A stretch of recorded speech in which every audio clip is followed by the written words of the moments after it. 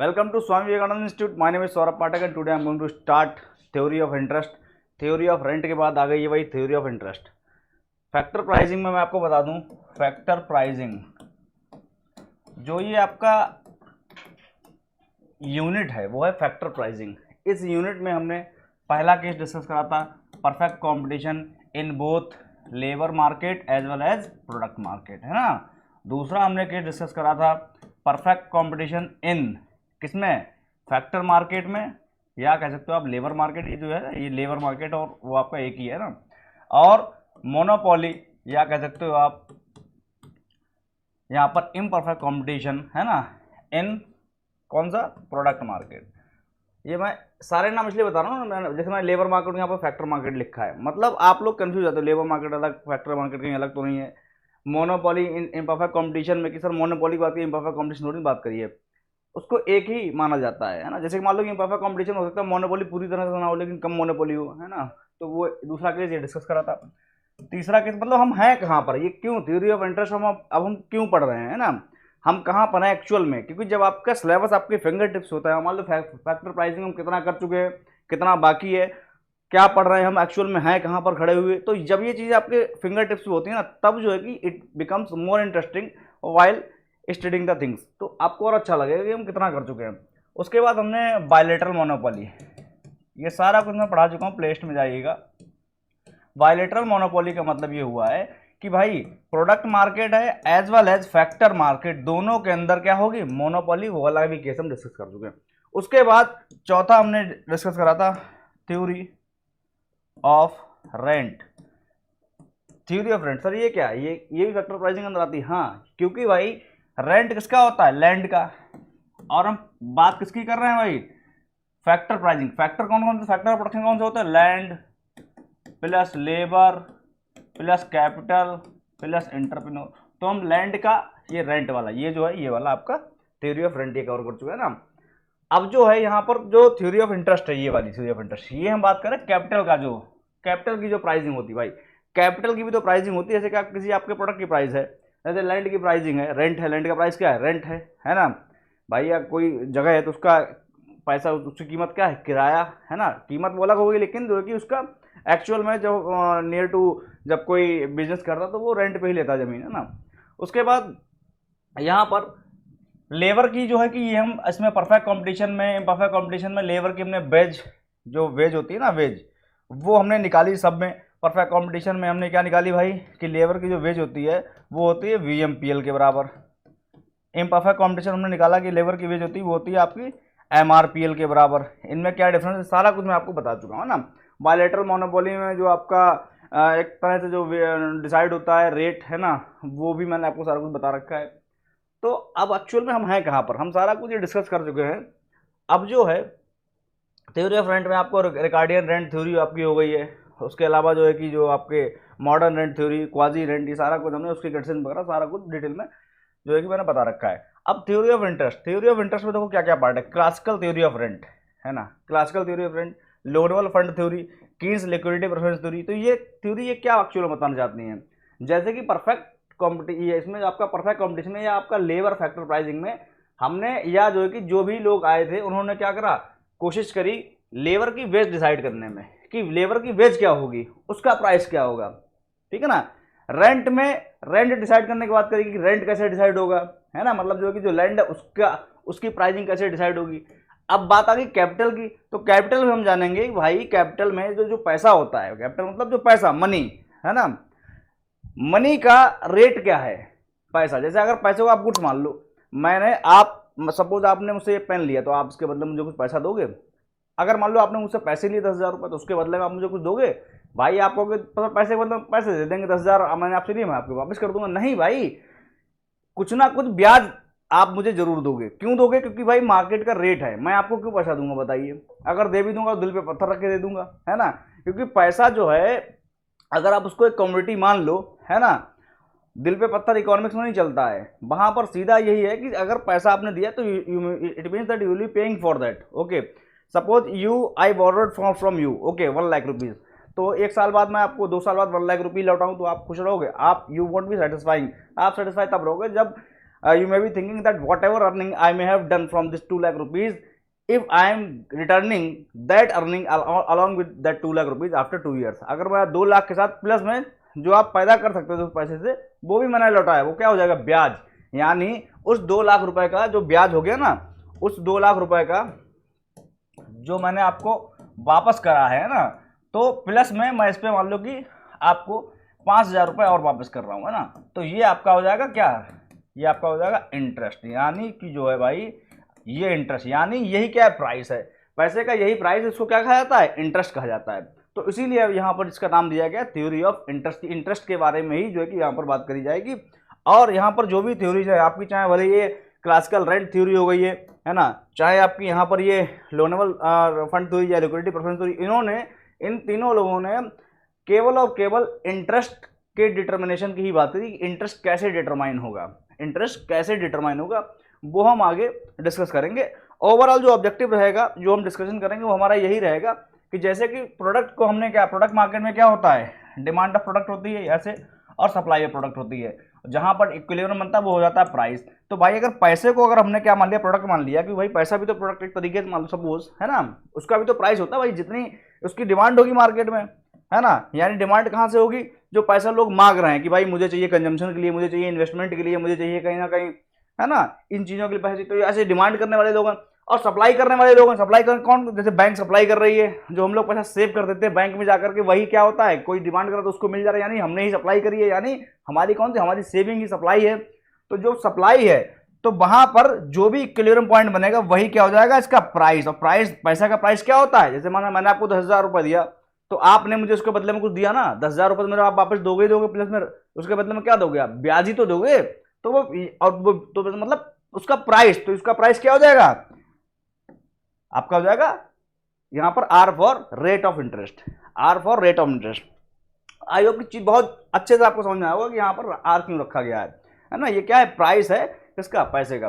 तो यही चीज, तो यही सारे सब लोगों ने ये तो यूनिवर्सल कॉन्सेप्ट लिया है कि जहां पर सप्लाई और डिमांड जो है कि सप्लाई और डिमांड जहां पर मनी की इंटरसेक्ट कर जाएंगे, वही इक्विलिब्रियम पॉइंट हो जाएगा, उसके ही जो है कि फ्रंट में वही उसका रेट हो जाएगा, प्राइस हो जाएगा। ये तो यूनिवर्सल सभी ने कहा, चाहे आपके क्लासिकल हो, चाहे आपके लोनेबल फंड थ्योरी में बात कही गई, चाहे कीन्स प्रेफरेंस थ्योरी हो, सब में यही बात कही गई है।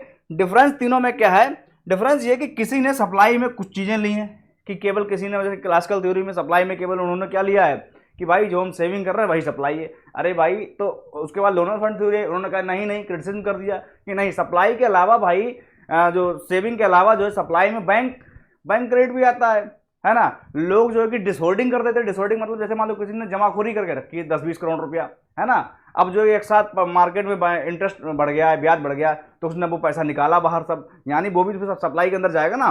तो फिर लोनेबल फंड थ्योरी ने ये वाली बात कर दी है। कीन्स आए तो उन्होंने कुछ और उस पर अपडेशन करा। तो यही इकोनॉमिक्स में पूरी जो भी आप पढ़ोगे उसमें आप जो है कि कई थ्योरीज हैं उसमें अलग, जो अलग इकोनॉमिस्ट आए तो उन्होंने कोई ना कोई अपग्रेडेशन उस पर करा हुआ है। तो मैंने ऑब्जेक्टिव आपको बता दिया कि एक्चुअल में ऑब्जेक्टिव क्या है ना। फैक्टर प्राइसिंग हम क्यों पढ़ रहे हैं, सारा कुछ है, और इंटरेस्ट में हम क्या क्या पढ़ने वाले हैं। ऑब्जेक्टिव जब कहते हैं, मकसद जब क्लियर है, मंजिल जब आपको पता है कि हाँ मेरी ये है, तो फिर आपका रास्ता बहुत आसान हो जाता है, सुगम हो जाता है और अच्छा लगता है, इंटरेस्टिंग लगता है, तो आपका पढ़ने में आगे अब मन लगेगा। चलिए proceeding further, what is interest. First of all introduction, what is interest, payment made for the use of monetary capital for a specific period is called interest. ये आपका जो है कि लैंग्वेज है, जो एक्चुअल में होता है कि भाई आप ब्याज क्यों देते हो, ब्याज देते हो जो आपने पैसा लिया है ना, उसके बदले में जो आप पेमेंट करते हो, है ना, और किसी स्पेसिफिक पीरियड जैसे 1 साल, 2 साल, 6 महीने, 1 महीने, 15 दिन, 2 दिन, है ना, इस तरह का आप कहीं लेने गए तो आपको उस हिसाब से, दिन के हिसाब से, टाइम के हिसाब से, पीरियड के हिसाब से आपसे वो क्या करेंगे, पेमेंट मांगेंगे, है ना। Payment made for the use of monetary, पैसा, है ना, पैसा या कैपिटल, मॉनेटरी कैपिटल। तो कैपिटल से अगर आप कंफ्यूज नहीं हो, कैपिटल का मतलब आप ये भी समझते हो कि कैपिटल में मशीनरी वगैरह होती है, आप पढ़ते ही आ रहे हो, है ना, मशीनरी वगैरह। तो इसीलिए यहाँ पर तो मॉनेटरी कैपिटल की बात करते हैं, यहाँ पर मॉनेटरी कैपिटल लिख दिया गया है ना। तो यहाँ पर जो फिलहाल इंटरेस्ट में आप कैपिटल का मतलब यही समझिएगा, हाँ, जो आपका मॉनेटरी कैपिटल है। ग्रॉस इंटरेस्ट कंसिस्ट ऑफ, अब देखिए इंटरेस्ट जो है, तो जैसे कि सपोज जो है कि मान लो अगर आपसे कोई इंटरेस्ट लेने आया है, आपसे कोई इंटरेस्ट लेने का कहने का मतलब जो है कि पैसा लेने आया, इसे ऐसे समझो पहले, है ना। इंटरेस्ट लेने आएगा तो यानी आपने उससे कुछ पैसा ले रखा है ना। तो आप सपोज आप मान लो कि किसी ने, आप लेंडर हो, आपने किसी को पैसा दिया है ना, तो आपने अगर किसी को पैसा दिया है तो वो आया, आपने कहा कि भैया ऐसा है, मैं आपको अगर 1 लाख रुपए दूंगा तो 20% का ब्याज लगेगा साल में, है ना। आपने कह दिया कि 20% का ब्याज लगेगा साल में, तो आपने ये बात कह दिया, तो ये आपने जो 20% रेट डिसाइड करा है, 20% जो आपने रेट डिसाइड करा है ना, तो ये आपने जो रेट डिसाइड करा होगा, तो वो कैसे आपने रेट डिसाइड करा होगा, ये ऐसे करा होगा, क्योंकि हालांकि हर व्यक्ति ऐसा इतना दिमाग नहीं लगाता है, लेकिन एक्चुअल में होता क्या है, वो ये होता है, एक्चुअल में ये होता है कि जो 1 लाख रुपए है उस पर आपने सोचा कि 10% तो मोटा मोटी जो है कि जो पैसा मैं दे रहा हूं उस पर ब्याज 10% मान लो कि जायज ब्याज है ना, और पैसे पे 10% ब्याज लगेगा, जो पैसा है ना उस पर जो है कि 10% ब्याज लगेगा, यानी जो है ये नेट इंटरेस्ट, नेट इंटरेस्ट ये केवल और केवल it is the interest on money. ये आपका क्या है, यहां पर लिख लीजिए ब्रैकेट में, it is interest on money, जो आपने पैसे पे ब्याज लगाया है ना, तो पैसे पे आपने कितना ब्याज लगाया, 10% का, है ना, प्लस आपने कर दिया है इसमें। अब आप क्या प्लस कर दोगे, रिवार्ड फॉर मैनेजमेंट। अब आप ये बताइए, अगर आप जो है कि लेंडर हैं, आप पैसे देने का काम करते हो, है ना, तो भाई किसी को आपने 1 लाख दिया, किसी को 2 लाख दिया, किसी को 3 लाख दिया, किसी को 50, किसी को ये, तो ये पूरा आप रजिस्टर का मेंटेन करोगे ना, पूरा मेंटेनेंस करोगे, मान लो आप खुद ही कर रहे हो, है ना, रजिस्टर मेंटेन करना, मान लो किसी कोई कर रहा है मुझसे भैया वीकली पेमेंट लेना, है ना, मुझसे वीकली ईएमआई लेना, कोई कर रहा मुझसे मंथली लेना, कोई कर रहा मुझसे पूरे साल के बाद लेना, कोई कर रहा मुझसे इंटरेस्ट लेना, पैसा मत लेना, और ये सब चीज़ें हैं। तो ये पूरा ताम झाम जो भी है, पूरा मैनेजमेंट जो है ये व्यक्ति करेगा, तो उसका भी तो कुछ ना कुछ चार्ज करेगा ना। तो ये जो है कि उसने कह दिया कि भाई 4% तो मैं अपना मैनेजमेंट का लूंगा। ये उससे नहीं कह रहा है कि भाई आप अगर मुझसे 1 लाख रुपए लोगे तो 10% तो मेरा ये वाला ब्याज होगा, 4% मैं मैनेजमेंट का लूंगा, 4% जो मेरे लिए रिस्क होगा उसका मैं लूंगा, बचा हुआ मैं जो मेरे लिए इनकन्वीनियंस होगा उसका लूंगा। तो जो आएगा पैसा जो है कि लेने के लिए, वो कहेगा कि सब कुछ मेरे से ही ले लोगे क्या, मुझसे ही अमीर बन जाओगे क्या भाई, तो वो इस तरह से कह देगा, वो चला जाएगा, भाग जाएगा वहां से वो। तो उससे ऐसा नहीं, उससे उससे हमेशा जो है कि ग्रॉस इंटरेस्ट ही बताया जा रहा है। अब आप ये ना कहना मैं आपको लेंडर बनाने की कोशिश कर रहा हूँ, यहाँ पर एक्चुअल में जो होता है, जो बताया जाता है वो ग्रॉस इंटरेस्ट होता है, उसके अंदर ये चीजें होती हैं, कंसिस्ट होता है, ग्रॉस इंटरेस्ट कंसिस्ट ऑफ ये सारी चीजें होती है उसके अंदर, है ना। तो यहाँ पर 10% आपका नेट इंटरेस्ट हो गया, 4% आपका रिवार्ड फॉर मैनेजमेंट। अब रिवार्ड फॉर रिस्क, अब रिस्क जो है कि 2 तरह का होता है, एक यहाँ पर आप नोट कर लीजिए बिजनेस रिस्क। बिजनेस रिस्क का मतलब होता है आपने जिसको लोन दिया है उसका भाई धंधा चला या नहीं चला, सक्सेस हुआ है, फेल हुआ, if it will be failing then आप उससे फिर पैसा मांगने जाओगे, पैसा आपको नहीं मिल पाएगा, है ना। तो यहाँ पर एक तो बिजनेस रिस्क हो गया, दूसरा रिस्क होता है personal risk. Personal risk the means that if the person goes bankrupt, अगर पर्सन जो है कि वो बैंकरप्ट हो जाता है ना। पर्सन जैसे कि आप मान लो कि भाई लोन लिया और उसका मन में जो है कि कोई ना कोई वो हो गया कि भैया लालच आ गया पैसे का, तो वो क्या होगा, वो हो जाएगा आपका पर्सनल रिस्क, है ना। तो पर्सनल रिस्क भी आप ही ले रहे हो, क्योंकि अगर वो पर्सन बेकार निकल, क्योंकि ऐसा तो नहीं आप जान पहचान के व्यक्ति को पैसा दोगे, भाई अनजाने लोग भी आएंगे, है ना। आप जो भी है, मान लो कि आपने जो भी डॉक्यूमेंट वेरिफिकेशन कर लिया, लेकिन पर्सनल रिस्क भी हो सकता है कि वो हो सकता है आपका पैसा ना लौटाए वापस। तो आपने ये सारा जो आपका रिवार्ड फॉर रिस्क, जो रिस्क आप ले रहे हो उसका रिवार्ड, इसका आपको क्या मिलना चाहिए, तो वो भी आपने क्या कर लिया, इंटरेस्ट इसी में जोड़ लिया। और लास्ट का है रिवार्ड फॉर इनकन्वीनियंस। इन सभी चीज़ों में जो इनकन्वीनियंट जो आपको लगा है ना, जैसे मान लो कोई कह रहा है अरे यार ब्याज का काम कर रहे हैं भाई, है ना, तो इनकन्वीनियंट वगैरह ये सारी चीज़ें जो है कि इसका भी आपने क्या कर दिया है, 10 + 4 आपका कितना हो गया है, 18। तो यहाँ पर +2, है ना, यहाँ पर +2%, तो ये आपका क्या हो जाएगा भाई 20%। ये पूरा का पूरा 20% हुआ, और इस पूरे को क्या आप कहोगे, ग्रॉस इंटरेस्ट। ये क्या कहोगे आप उसको, ग्रॉस इंटरेस्ट। तो ग्रॉस इंटरेस्ट कंसिस्ट ऑफ ये सारी चीज़ें हैं, ये आप इतना नोट कर लीजिएगा। क्लासिकल थ्योरी, अब यहाँ से मूवी स्टार्ट होती है, अभी तक तो डेमो ट्रेलर इंट्रोडक्शन, है ना। Now the movie is going to start classical theory of rent. तो क्लासिकल थ्योरी का मतलब क्या, वो क्लासिकल इकोनॉमिस्ट जो हुआ करते थे ना, क्लासिकल इकोनॉमिस्ट आपके जैसे कि यहाँ पर नाम दो लिख रखा है जीएस मिल, है ना, वॉलरस, मार्शल एंड पीगू, है ना। ये आपके जो है कि क्लासिकल इकोनॉमिस्ट के द्वारा जो है कि ये यहाँ पर, अब आपके मार्शल जो है कि थोड़ा क्लासिकल आप कह सकते हो कि थोड़ा वहाँ पर है, तो ये आप देख लीजिएगा। हालांकि इसको नाम दिया गया classical theory of interest. According to this theory, rate of interest is determined by supply of capital and demand of capital. मैंने आपको ऑलरेडी बता रखा था, मैंने क्या कहा था, ये तो यूनिवर्सल है, ये तो यूनिवर्सल, हर कोई आएगा यही कहेगा कि rate of interest is determined by the equilibrium point made by supply and demand of capital, ये सभी लोग बात कहेंगे, है ना। तो ये जो है कि वही बात इन्होंने यहाँ पर रख दी गई, यहाँ पर है ना, कि जो है कि this theory the rate of interest is determined by supply of the end capital of the demand of capital, जो भी है आपका वो उसका सप्लाई ऑफ डिमांड जो भी कैपिटल हो रहा है वहाँ पर जो भी इक्विलिब्रियम पॉइंट बन रहा है वही आपका हो जाएगा रेट ऑफ इंटरेस्ट। इन्होंने ये बात कह दी। अब जो है सप्लाई और डिमांड है क्या एक्चुअल में, सप्लाई और डिमांड है क्या एक्चुअल में, वो फिर यहाँ पर बताने की कोशिश करेगी। देखिए अब देखो इन्होंने बताया कि सप्लाई ऑफ कैपिटल एक्चुअल में है क्या। According to the classical economist supply of capital depends upon saving. मैंने कहा ना कि इन्होंने कह दिया कि सप्लाई ऑफ कैपिटल जो है कि सेविंग पर डिपेंड है। अब ये कुछ और कह देते कि भाई सप्लाई ऑफ कैपिटल सेविंग के अलावा इस पर भी डिपेंड है, लेकिन उन्होंने ऐसा नहीं कहा। इन्होंने कह दिया कि अब सेविंग के बारे में बात करी, इन्होंने कह दिया ओनली वन, यानी इन्होंने नैरो कॉन्सेप्ट जो कि आपको आगे क्रिटिसिज्म में आएगा कि सप्लाई का इन्होंने बड़ा बहुत नैरो कॉन्सेप्ट लिया है कि केवल और केवल सेविंग को ही मान लिया सप्लाई, है ना। तो यहाँ पर saving will take place when consumption expenditure of the people is less than their income. ये तो आप लोग जानते हो कि मान लो किसी की इनकम 100 रुपये है और उसकी अगर कंजम्पशन 100 से कम है ना, जो इनकम है उसकी मान लो 90 है, तभी तो वो 10 रुपये बचा पाएगा भाई। तो यहाँ पर ये बात अब ये है कि saving is a function of rate of interest. अब इसमें रिलेशन क्या है, जब जब रेट ऑफ इंटरेस्ट बढ़ेगा तब आदमी सेविंग ज्यादा करेगा। सर ऐसा क्यों है सर, रेट ऑफ इंटरेस्ट बढ़ेगा सेविंग ज्यादा करेगा, है ना। इसका मतलब ये हुआ कि तो रेट ऑफ इंटरेस्ट कहाँ बढ़ेगा, सेविंग, जब आप पैसा अपने सेविंग अकाउंट में रखते हो, है ना, तो वहां पर आपको ब्याज मिलता है ना। अब जब ब्याज ज्यादा मिलेगा तो आप पैसा ज्यादा रखोगे ना, होता है ऐसा नहीं होता है।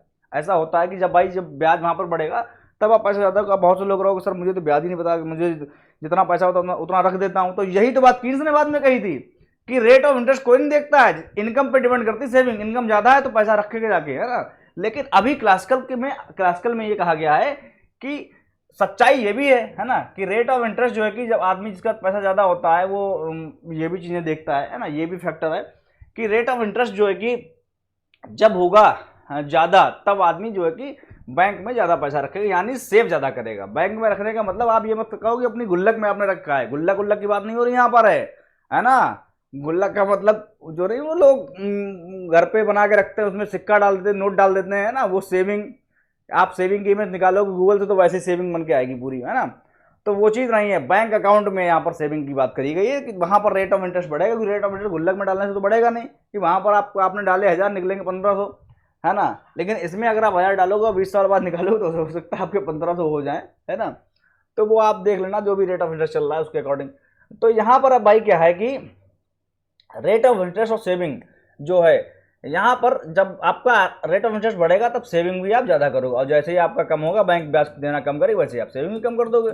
तो ये आपका क्या है, बिल्कुल और बिल्कुल क्या है, आपका पॉजिटिव रिलेशन है। तो इसीलिए इसका जो डायग्राम बनेगा वो बनेगा ऐसा, है ना। यहाँ पर ये क्या इधर हो जाएगा, इधर हो जाएगा रेट ऑफ इंटरेस्ट, ये आपकी वाई एक्सिस है और ये आपके एक्स एक्सिस है। तो यहाँ पर ये पॉजिटिव रिलेशन है, जैसे जैसे आपका जो है कि यहाँ पर आप कह सकते हो क्वांटिटी ऑफ मनी, है ना। जैसे जैसे आपका जो है कि रेट ऑफ इंटरेस्ट बढ़ेगा वैसे वैसे क्वांटिटी ऑफ मनी जो आपकी सेविंग है ये आप क्या करोगे, बढ़ाओगे, है ना। इस तरह से सेविंग की directly proportional to rate of interest, directly यानी बढ़ेगा तो बढ़ेगा, रेट ऑफ इंटरेस्ट बढ़ेगा तो सेविंग बढ़ेगी, अदरवाइज घटेगी अगर रेट ऑफ इंटरेस्ट घटेगा। डिमांड फॉर कैपिटल, सेविंग की तो इन्होंने सप्लाई की तो बात करी, सप्लाई में इन्होंने केवल सेविंग को ही लिया है, यानी सप्लाई जो है ना, सप्लाई जो है इन्होंने इक्वल टू कर दिया केवल किसके, सेविंग के। सप्लाई को सेविंग से इन्होंने कह दिया कि सप्लाई सेविंग कराओ।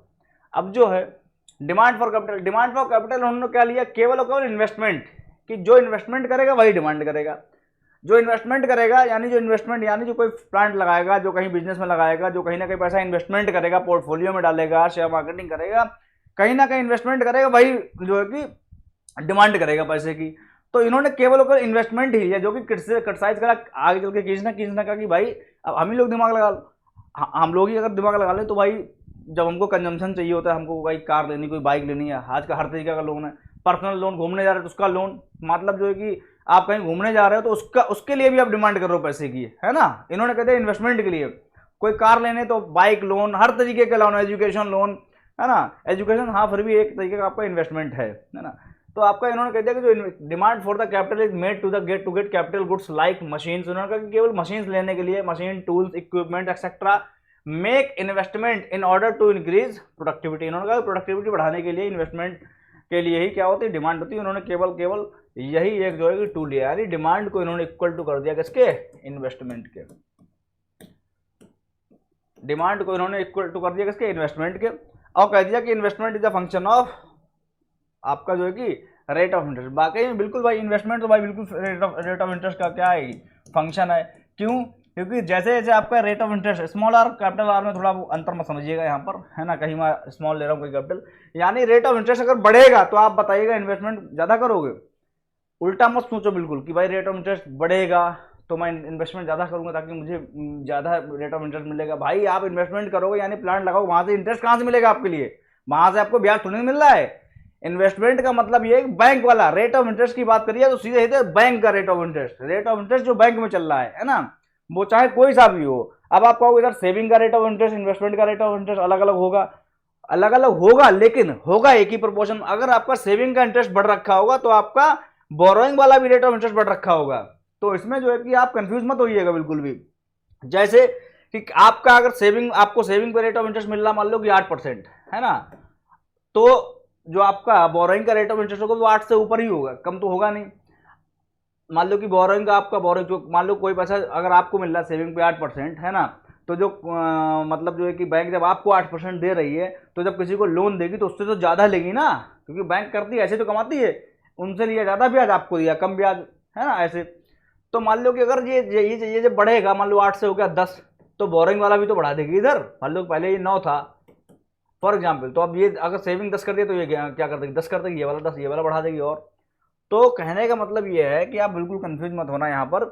अगर रेट ऑफ इंटरेस्ट बढ़ेगा तो इन्वेस्टमेंट क्या होगा, कम, क्योंकि रेट ऑफ इंटरेस्ट यानी बैंक अगर बढ़ा देगी तो बैंक से कर्जा कम मिलेगा, और कर्जा कम मिलेगा यानी डिमांड हम कर ही नहीं पाएंगे। डिमांड अगर रेट ऑफ इंटरेस्ट ज़्यादा होगा तो हम डिमांड कम करेंगे पैसे की, भाई महंगे पे हम थोड़ी ना जो है कि ज़्यादा महंगे पे आदमी जो है बढ़ता है कि पैसा लेने से, लोन लेने से ज़्यादा महंगे ब्याज पर, तो कम लोन लेगा कम इन्वेस्टमेंट करेगा, यानी ज़्यादा महंगा लोन यानी इंटरेस्ट हाई, कम डिमांड कम इन्वेस्टमेंट, महंगा लोन कम इन्वेस्टमेंट, है ना। तो यहाँ पर ये क्या है, रिलेशन क्या हो गया आपका, इनडायरेक्ट हो गया, और लोन अगर सस्ता तो इन्वेस्टमेंट ज़्यादा डिमांड करके, है ना। तो ये आपका ये क्या हो गया है, इन्वर्सली रिलेशन हो गया। देखो investment is inversely proportional to the rate of interest, है ना। तो इसका जो है कि ये नेगेटिव स्लोपिंग ग्राफ बनेगा ऐसे। ये आपका क्या हो गया, इन्वेस्टमेंट हो गया है, ये आपके क्या है, क्वांटिटी ऑफ मनी हो गई है, और यहाँ पर आपका रेट ऑफ इंटरेस्ट हो गया, है ना। ये आपका वाई एक्सिस है और ये आपका एक्स एक्सिस है। तो इस तरह से आपका ये बन जाएगा। तो यहाँ पर कंक्लूजन भाई क्या निकला है, कंक्लूजन ये निकला है कि इन्होंने determination of rate of interest कैसे कर दिया, इन्होंने जो सप्लाई है उसको केवल क्या मान लिया, सेविंग ही सप्लाई है, और डिमांड क्या है, केवल और केवल इन्वेस्टमेंट, है ना। इन्वेस्टमेंट यानी जो है, जो इस तरह से ग्राफ इन्होंने बताया था कि जहां पर सेविंग है ना, जहां पर जो है आपका एक तरीके से जो सप्लाई है मनी की, है ना, और जो डिमांड है ना, वो कट करेंगे, वही क्या है, रेट ऑफ इंटरेस्ट है। तो इन्होंने अगर सेविंग को, ये वाली जो सेविंग है ना, ये वाली अगर आपकी सेविंग है, ये वाली सेविंग है, इस वाली सेविंग को इन्होंने किससे रिप्लेस कर दिया है, सेविंग को, सॉरी सेविंग सप्लाई में ज़्यादा अंतर नहीं आ पा रहा ना, तो यहाँ पे ये सप्लाई है आपकी, सप्लाई को उन्होंने किससे रिप्लेस कर दिया, सेविंग से। यानी यहाँ पर अगर ये सप्लाई है तो अब ये क्या हो जाएगी, सेविंग। तो ये हम ऐसे भी तो लिख सकते हैं ना इसको, सेविंग, है ना। और ये जो डिमांड है, ये डिमांड भाई क्या है, इन्वेस्टमेंट है। ये किससे, ये क्या है, इन्वेस्टमेंट, यानी ये चीज़। तो जो ओवरऑल निकल गया है वो इन्होंने ये कहते हैं कि जहाँ पर सेविंग और इन्वेस्टमेंट के ग्राफ इंटरसेक्ट करेंगे, जो वहाँ पर इक्विलिब्रियम बनाएंगे, वही क्या हो जाएगा, रेट ऑफ इंटरेस्ट। यही बता दिया है कि यही rate of interest is determined at the point where demand for and supply of capital are equal. In other words, rate of interest are determined where saving and investment are equal, है ना। Explanation in tabular और diagrammatical form मैंने आपको इसलिए मैंने लिख लिया था कि भूल ना जाऊँ। तो यही आपका डायग्रामेटिकल जो है कि एक्सप्लेनेशन है यहाँ पर, कि सेविंग यहाँ पर हो जाएगा, इन्वेस्टमेंट ऐसे हो जाएगा, और यहाँ पर जो भी ये इक्विलिब्रियम बनाएंगे वही क्या हो जाएगा आपका, यहाँ पर क्या हो जाएगा, ये जहाँ पर भी इक्विलिब्रियम बनाएंगे वही आपका क्या हो जाएगा, रेट ऑफ इंटरेस्ट। अब मैंने यहाँ पर लिखा टेबलर फॉर्म, तो टेबलर फॉर्म में आप नोट कर देख लीजिएगा बढ़िया। टेबलर फॉर्म का मतलब ये हुआ है कि अगर आप एक्चुअल में, बहुत से बच्चों को ऐसे नहीं समझ में आता है, तो अगर टेबल बना दें तो आपको समझ में आ जाएगा। ये मैंने क्या करा, चलो ठीक। जैसे कि मान लो अभी यहाँ पर क्या है, ये है आपकी सेविंग, ये है सेविंग, ये है इन्वेस्टमेंट,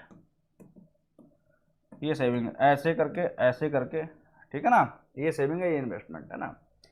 अब मान लो कि आपका यहाँ पर सेविंग आपकी 80 रुपये एक टाइम पे हुई है ना, उसके बाद आपकी जो है कि 60 रुपये हुई, उसके बाद जो है कि आपकी 40 रुपये हुई, उसके बाद आपकी 20 रुपये हुई है ना, एक टाइम पे आपकी जीरो हो गई। इन्वेस्टमेंट आपका एक टाइम पे जीरो था, उसके बाद आपका क्या था 20 था, उसके बाद आपका 40 था, उसके बाद आपका क्या था 60 था, और उसके बाद आपका क्या था मान लो कि 80 था, है ना। तो इस तरह से आप ऐसे करके ये आपका टेबल बन गया है ना।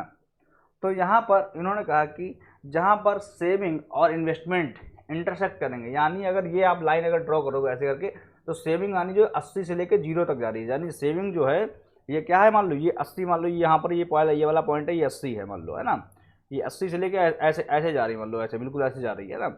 और इन्वेस्टमेंट जो है आपका, इन्वेस्टमेंट जो आपका है, हालांकि ऐसे नहीं जाएगी, ऐसे जाएगी यहाँ से इस तरह से, है ना, क्योंकि जो है कि वो आगे आप पढ़ोगे तो सेविंग जो है कि जब आपका इनकम जो है कि जीरो हो तब भी जो है कि आप, तो आपकी सेविंग नेगेटिव चली जाती है ना, क्योंकि आप कंजम्पशन तब भी करते हो।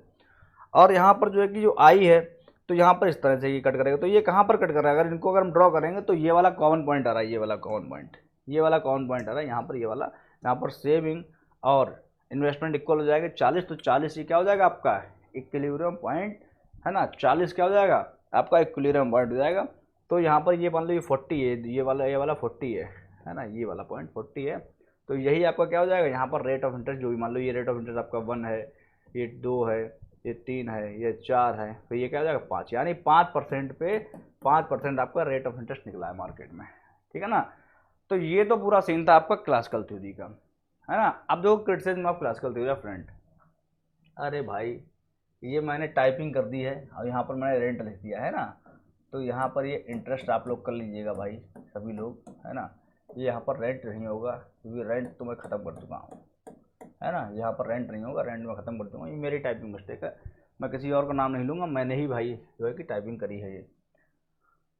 Equilibrium between saving and investment, है ना, equilibrium between saving and investment. According to classical theory, equilibrium between saving and investment is brought about by change in rate of interest.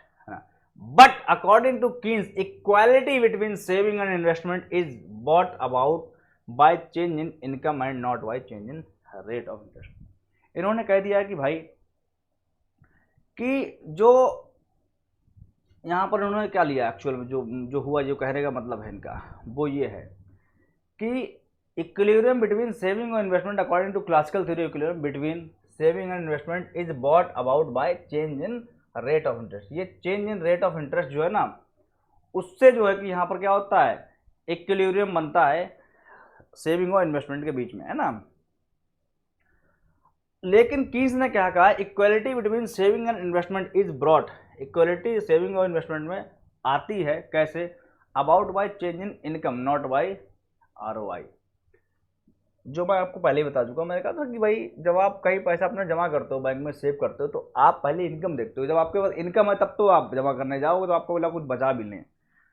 पहले आदमी जो है रेट ऑफ इंटरेस्ट नहीं देखता है, rate of interest वो देखता है इसके पास ऑलरेडी इनकम है, बहुत बड़ा आदमी पहले से ही, उसके बाद तो फिर वो देखता है इतना पैसा पड़ा है, इतना 2 करोड़ रुपये इतना जमा कर दें, वहाँ पर ब्याज ज़्यादा मिले।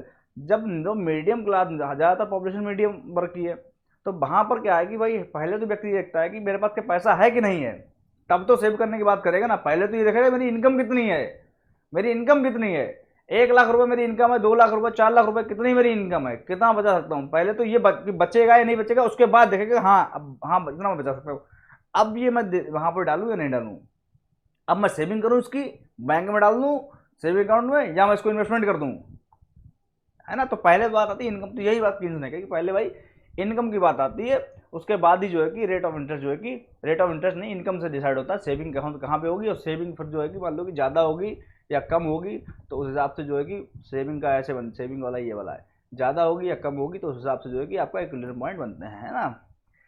सेकेंड वाला है effect of interest and saving and investment.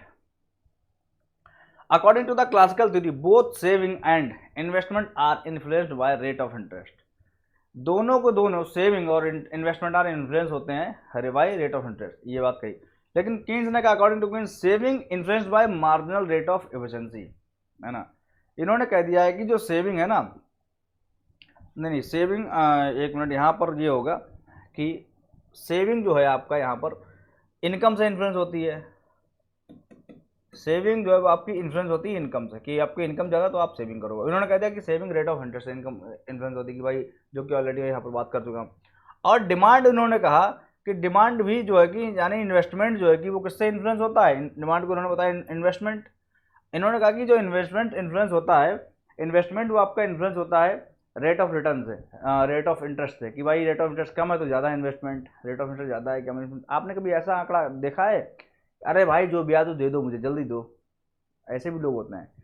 क्योंकि वो ऐसी जगह इन्वेस्टमेंट करने जा रहे हैं जहां पर उनको मार्जिनल रिटर्न बहुत ज़्यादा मिल रहा है, जहां पर उनको जो जो जो वहाँ पर रेट रिटर्न है ना वो बहुत ज़्यादा मिल रहा है। जैसे मान लो सीधा तो उनको 50% प्रॉफिट हो रहा है, वहाँ पर 50% प्रॉफिट हो रहा है, तो वो ब्याज आपको अगर 30% पे भी दोगे ना पैसा, तब भी ले लेंगे। वो नहीं देखते रेट ऑफ इंटरेस्ट, वो नहीं देखते रेट ऑफ इंटरेस्ट, है ना। जैसे कि यहां पर इन्होंने कह दिया है कि क्लासिकल ने कि भाई इन्वेस्टमेंट जो है वो केवल और केवल रेट ऑफ इंटरेस्ट देख के करा जाता है। नहीं भाई, इन्वेस्टमेंट जो है कि अगर जो आपका यहाँ पर एक टर्म आती है कि मार्जिनल एफिशिएंसी, है ना, जो आपका एक टर्म है यहाँ पर, ये आप देख लीजिएगा कि marginal rate of efficiency, marginal rate of efficiency of capital और एक्सपेक्टेड प्रॉफिटेबिलिटी, ये अगर चीज़ें ज़्यादा हैं, यानी अगर जो है कि यहाँ पर आपका मार्जिनल रेट ऑफ एफिशिएंसी जो भी है आपका, और दूसरा क्या है आपका यहाँ पर, या आप कह सकते हो एक्सपेक्टेड प्रॉफिटेबिलिटी, एक्सपेक्टेड जो आपकी प्रॉफिटेबिलिटी अगर ज़्यादा है ना, तो फिर जो है कि भाई आप आरओआई नहीं देखते हो। अब आप ही बताओ, कोई चीज़ मान लो कोई आपको सेकेंड हैंड बाइक मिल रही है, और बाइक बेचने वाला आदमी जो है कि उसको बहुत पैसे की इमरजेंसी है। अब वो बाइक जो है कि वो आपको लग रहा है कि 1 लाख रुपए की बहुत आराम से बिक जाएगी, बहुत आराम से, लेकिन जो बेचने वाला वो इतनी जल्दीबाजी में है, वो कह रहा है भाई साहब मुझे इसके 50,000 दे दो जल्दी से, मैं बेच दूंगा अभी। जो कोई 50,000 मुझे देगा, जो भी कोई व्यक्ति मुझे यहाँ पर 50,000 नगद में देगा, तुरंत मैं इसको बेच दूंगा, तुरंत मैं इसको बेच दूंगा। अब आपके 50,000 रुपये नहीं है, लेकिन पास में कोई आप लोन पे 50,000 किसी से ले सकते हो, है ना, आपका सिविल अच्छा है, तो आप जाओगे वहां पर, आप कहोगे भैया लोन 50,000 रुपये दो, वो कहेगा भाई साहब 50,000 पे 25,000 रुपये लगेंगे, 50% का ब्याज लगाऊंगा मैं। तब भी आप नहीं देखोगे, तब भी आप नहीं देखोगे, क्योंकि आपको पता है कि ये 1,लाख रुपए की तो आराम से बिक जाएगी, क्योंकि उसकी जो नई बाइक आती है वो 2 लाख की आती है, तो 1 लाख की बहुत आराम से ही बिक जाएगी। यानी अगर मैं 50,000 भी ले लूंगा इस पे, सीधा सीधा 50, यानी 25,000 मुझे इस पे ब्याज देना पड़ जाए, तो मैं ब्याज कितना मिला के दूंगा, 75,000 रुपए। 1 लाख की तो मैं इसे बेच दूंगा, 50,000 की लूंगा तुरंत 1 लाख की बेच दूंगा जाके कहीं ना कहीं, है ना। 1 लाख लेके आऊंगा, 25,000 इन्हें दे दूंगा। ऐसे तो काम होता है, बताइए, ऐसे ही काम होता है, ऐसे यानी जो है कि, तो ये बात इन्होंने कीन्स ने कही कि जो है कि भाई इन्वेस्टमेंट जो है कि रेट ऑफ इंटरेस्ट नहीं, प्रॉफिट देख के करा जाता है। प्रॉफिट देख के जो है कि आदमी इन्वेस्टमेंट करता है ना, कि भाई अगर प्रॉफिट ज्यादा है तो वो हाई इंटरेस्ट पे भी ले लेगा, हाई इंटरेस्ट पे भी जो है कि वो लोन ले लेगा, कर्जा ले लेगा। ऐसा होता नहीं होता है, तो ये चीजें होती हैं। और मैं एक चीज और कहूंगा यहाँ पर, कीन्स ने तो किसी ने बात नहीं की, लेकिन मैं कह दूंगा कि जो पैसे मारने वाला होता है ना, उसे कितना भी जो है कि ब्याज लगा दो, तो कहने का मतलब यह है कि ऐसे भी लोग होते हैं जो इन्वेस्टमेंट जो है कि ना, जो इसी उससे पैसे लेते हैं ना कि वापस करेंगे ही नहीं, है ना। जैसे क्रेडिट कार्ड में बहुत होता है। एक मेरा दोस्त है, कह रहा है यार भाई जो है कि एक क्रेडिट कार्ड पे मैंने जो है कि 1 लाख रुपए ब्याज लिया था, 1 लाख रुपए मैंने लोन लिया था, उस पर लेट फीस लगाते लगाते मुझे 2 लाख रुपए तक देना पड़ गया, है ना। बोला कि बताओ 1 लाख रुपए से भी ज़्यादा लिया है वो, अगर आप मुझे क्रेडिट कार्ड कैसे मिल जाए एक कोई, है ना, मुझे मिल जाए, मैं जमा ही नहीं करूँगा, तो आप समझो पहले वो कितने भी ब्याज पे उसको मिल जाए वो ले लेगा। हालांकि इसमें ब्याज तो होता नहीं है 45 दिन तक, तो ये चीज़ें होती हैं। तो ये भी चीज़ें तो बहुत चीज़ें डिपेंड करती है। उन्होंने कह दिया केवल रेट ऑफ इंटरेस्ट पे इन्वेस्टमेंट डिपेंड करता है ना, ये चीज़ें हैं। Unrealistic assumption of full employment, जो मैंने भी बात बताई भाई, ये बिल्कुल भी जो है कि एक तरह से आप दिल पे कोई भी मत ले ना, थोड़ा मौज मस्ती हो जाती है, तो इसलिए मैंने कह दिया अनरियलिस्टिक। फिर आप लोग लग जाओ कि इसी काम पे दिस थ्योरी। अब देखो तीसरा वाला क्या है, unrealistic assumption of full employment, this theory fails to explain the determination of rate of interest. ये थ्योरी जो है कि फेल हो जाती है to explain rate of determination of rate of interest under condition of less than full employment. क्योंकि यहाँ पर उन्होंने फुल एम्प्लॉयमेंट लिया, तो लेस देन फुल एम्प्लॉयमेंट पर कौन बताएगा रेट ऑफ इंटरेस्ट कितना होगा, है ना। नैरो कॉन्सेप्शन ऑफ सप्लाई, मैंने कहा था कि सप्लाई में इन्होंने केवल और केवल सेविंग ले लिया, केवल और केवल सप्लाई में सेविंग थी, मैं पहले बता रहा में, है ना। तो यहाँ पर ये इग्नोर कर देती भाई, सप्लाई में जो पैसा हम जमा कर रहे हैं वही थोड़ी सप्लाई में जा रहा है, बैंक के पास, भाई बैंक के पास और भी तो क्रेडिट है, बैंक आरबीआई से ले लेगा ऊपर, बैंक क्रेडिट ले लेगा, है ना, बैंक क्रेडिट ले लेगा। दूसरी चीज क्या है, जो आपका सप्लाई में है, जैसे कोई डिसहोल्डिंग करते, मैंने बताया ना, कोई पैसा किसी पास रखा है वो आपका डिसहोल्डिंग करते, डिसइन्वेस्टमेंट करते, सरकार क्या करती है, जो आपके इंस्टीट्यूशन है, गवर्नमेंट इंस्टीट्यूशन है ना, जो पीएसयूज है, जो अच्छा रिटर्न नहीं दे रहे हैं, बढ़िया रिटर्न नहीं दे रहे, मशीनें खराब होती जा रही हैं, सरकार को लग रहा है इससे बढ़िया तो हम इसको बेच के ब्याज कमा ले मार्केट से, इससे ज़्यादा तो ब्याज में मिल जाएगा, है ना। तो यहाँ पर क्या कर डिसइन्वेस्टमेंट कर दिया, यानी ये पैसा मान लो करा डिसइन्वेस्टमेंट, तो ये भी तो सप्लाई में जाएगा ना, ये भी तो सप्लाई में जाएगा भाई, यानी मार्केट में पैसा और ज़्यादा बढ़ जाएगा, फिर लोगों को बहुत आराम से मिल जाएगा। तो ये सारी चीज़ें हैं सप्लाई, इन्होंने क्या लिया, केवल सेविंग लिया, तो इसलिए narrow conception of supply of the capital. उसके बाद इनडिटर्मिनेट थ्योरी, उन्होंने कहते हैं थ्योरी जो है कि इनडिटर्मिनेट, यानी डिटरमाइन कर ही नहीं पा रही रेट ऑफ इंटरेस्ट। थ्योरी का मेन ऑब्जेक्टिव ये था कि ये रेट ऑफ इंटरेस्ट डिटरमाइन करे, लेकिन ये तो डिटरमाइन कर ही नहीं पा रही रेट ऑफ इंटरेस्ट। क्यों नहीं कर पा रही है, क्योंकि यहां पर इन्होंने कहा कि रेट ऑफ इंटरेस्ट जो है वो किससे पता होगा, सेविंग से पता होगा, कि सेविंग से रेट ऑफ इंटरेस्ट पता लग जाएगा, सेविंग और इन्वेस्टमेंट जहां पर कट करेंगे। लेकिन आपको पहले सेविंग पता तो हो सही, इन्होंने कहते हैं सेविंग आपको पहले पता तो हो सही, सेविंग आप पता ही नहीं कर सकते हो जब तक आपको रेट ऑफ इंटरेस्ट नहीं पता होगा।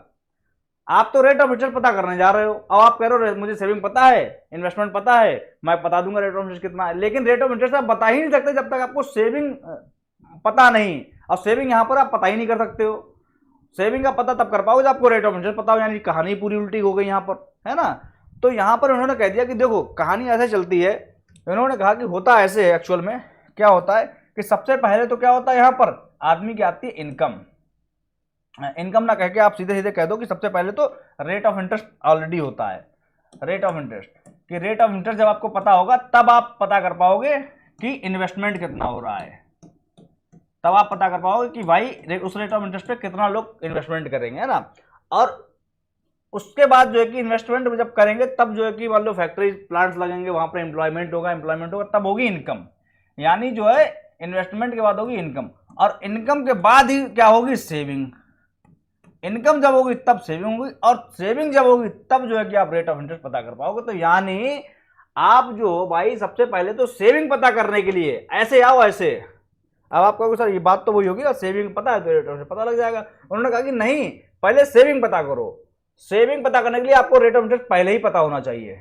ये सेविंग पता करनी तो आपको रेट ऑफ इंटरेस्ट पहले पता होना चाहिए, तो जब रेट ऑफ इंटरेस्ट पता होगा तब इन्वेस्टमेंट पता आप कर पाओगे, तब इनकम पता कर पाओगे, तब सेविंग पता कर पाओगे। तो उन्होंने ये कह दिया कि आपकी थ्योरी इंडिटर्मिनेट, आप पता ही नहीं कर पा रहे रेट ऑफ इंटरेस्ट, सबसे पहले तो रेट ऑफ इंटरेस्ट पता ही होना चाहिए आपके लिए, है ना।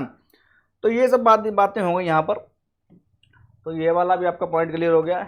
नेक्स्ट क्या है, 6th वाला है, यहाँ पर हम इसके लास्ट 2 पॉइंट्स डिस्कस करने के बाद जो है कि क्लोज कर देंगे, उसके बाद आगे हम बात करेंगे लोन और फंड थ्योरी नेक्स्ट लेक्चर में। तो यहाँ पर 6th क्रिटिसिज्म क्या है भाई, इट इग्नोर्स बोरोइंग और कंजम्पशन, है ना।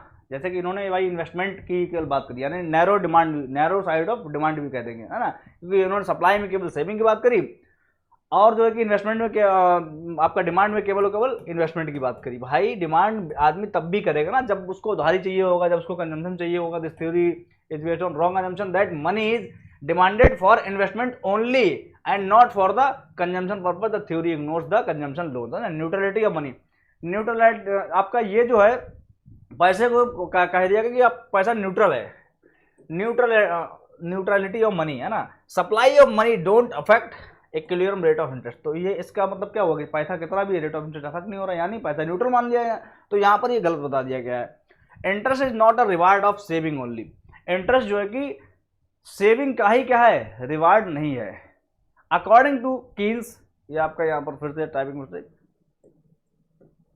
According to Keynes more saving does not give rise to interest, it is earned when cash money kept in the form of saving is parted with the interest is the reward of.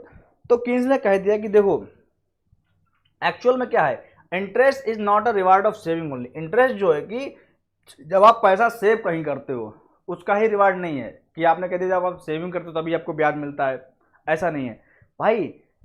पैसा आपने अपने आप से दूर करा, अपने पास से आपने दूर करा, वो चाहे किसी काम के लिए दूर करा हो, है ना, और उस दूर करने पे जो आपको होता नहीं अंदर से पैसा मुझसे दूर जा रहा है ना, जो आपको एक तरीके से मान लो कि जो दर्द होता है ना, इनकम्फर्ट होता है ना, तो उस इम्फर्ट को उस डिस्कम्फर्ट को आप जो होगी ऑफसेट करने के लिए जो भी आप डिमांड कर लेते हो वो होता है इंटरेस्ट। बात खत्म। सेविंग ही नहीं है, मान लो जरूरी नहीं कि आपको आपसे कोई बोरिंग लेने आ जाए तो आपने पैसा अपने आप से दूर करा, you have imparted the money from your self, है ना, आपने जो कि फ्रॉम योर पॉकेट, तो आपने क्या करा, अपनी पॉकेट से पैसा दूसरे को दिया, इम्पार्ट कर दिया, तो आपको जो दर्द होगा तो उसके बदले आप क्या भैया मुझे ब्याज चाहिए इस पे, है ना, तब आपको दर्द नहीं होगा। आपको लग रहा है कि मैं 1 लाख जाएगा तो मुझे 1,20,000 ये देगा, 20,000 बढ़ा के देगा ये, है ना, या मान लो कोई इन्वेस्टमेंट के लिए आ रहा है, तो नॉट फॉर ओनली सेविंग। ऐसा नहीं कि सेविंग करना तभी हमको जो है कि उस पर इंटरेस्ट मिल रहा है।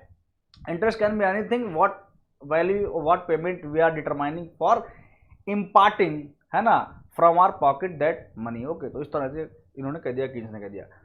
तो I hope the classical fund theory will be clear to you, classical theory of interest will be clear to you, and next we will be discussing loan fund theory, and after that we will be discussing supply of loan funds। इन सब की बात करें, उसके बाद demand of loan fund और determination of interest, ये सारी हम बातें करके जो है कि, और आगे हम जो है कि सीधा सीधा बात हम करेंगे कीन्स लिक्विडिटी प्रेफरेंस थ्योरी, और उसके बाद बहुत सी चीज़ें ISLM कर वगैरह सारी चीज़ें that I will be discussing soon, है ना।